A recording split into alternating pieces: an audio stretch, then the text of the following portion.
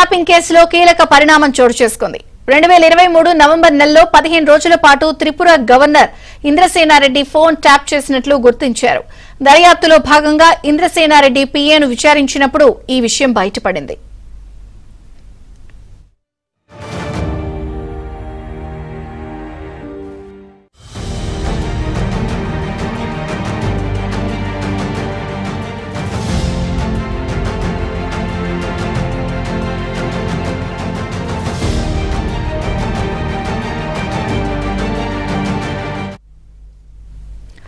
Telangana phone tapping కేసులో కీలక పరిణామం చోటు చేసుకుంది. 2023 నవంబర్ నెలలో 15 రోజుల పాటు Tripura governor Indrasena Reddy phone tap ను చేసినట్లు గుర్తించారు.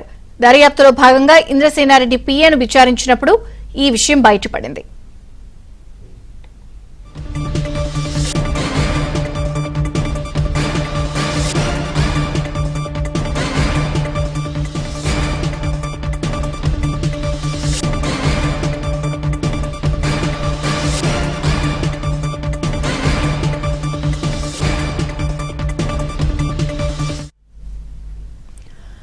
తెలంగాణ ఫోన్ ట్యాపింగ్ కేసులో కీలక పరిణామం చోటు చేసుకుంది. 2023 నవంబర్ నెలలో 15 రోజుల పాటు Tripura governor Indrasena Reddy phone tap ను చేసినట్లు గుర్తించారు. దర్యాప్తులో భాగంగా ఇంద్రసేనారెడ్డి పీఏను విచారించినప్పుడు ఈ విషయం బయటపడింది.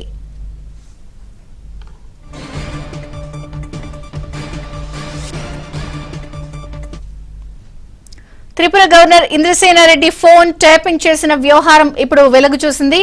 ఫోన్ ట్యాపింగ్ కేసులో ఇదొక కీలక పరిణామం. మరింత సమాచారం మా ప్రతినిధి ప్రవీణ్ అందిస్తారు. ప్రవీణ్, తెలంగాణ ఫోన్ ట్యాపింగ్ కేసులో కేవలం మనం ఇప్పటి వరకు కాంగ్రెస్ కు సంబంధించినటువంటి నేతలు, తర్వాత కాంగ్రెస్ సంబంధించినటువంటి వారిపైనే ఎక్కువగా ఫోన్ ట్యాపింగ్ జరిగిందని భావించాం. కానీ ఇందులో చాలా మంది బీజేపీకి సంబంధించినటువంటి నాయకుల పేర్లు కూడా వెలుగులోకి వస్తున్నాయి.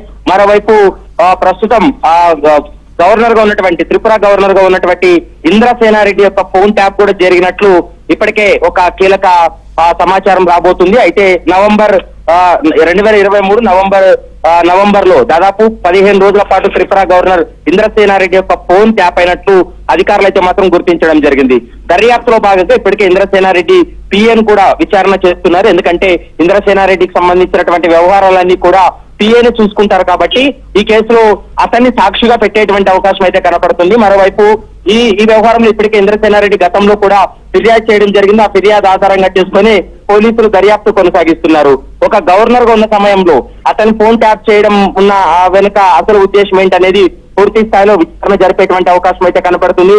ఇప్పటి వరకు దాదాపు 300 మంది నాయకులు, మరోవైపు బిజినెస్ మ్యాన్లు, తర్వాత రియల్ ఎస్టేట్ వ్యాపారులు, మొత్తం 300 మందికి పైగానే ఫోన్లు ట్యాప్ చేసినట్లు ఒక ప్రాథమిక అంచనా వచ్చినప్పటికీ కూడా పూర్తి స్థాయిలో దర్యాప్తు చేస్తే ఇంకా అసలు వాస్తవాలు బయటపడతాయనేది ప్రస్తుతం పోలీసులు అయితే భావిస్తున్నారు. దీంతో ఫోన్ ట్యాపింగ్ కేసులో ఇంద్రసేనారెడ్డి, త్రిపుర గవర్నర్ ఇంద్రసేనారెడ్డి పీఏను కూడా విచారణకు ఆదేశించడంతో తాను వ్యక్తిగతంగా విచారణకు హాజరైనటువంటి పరిస్థితి అయితే కనపడుతుంది. విజయ చంద్రిక.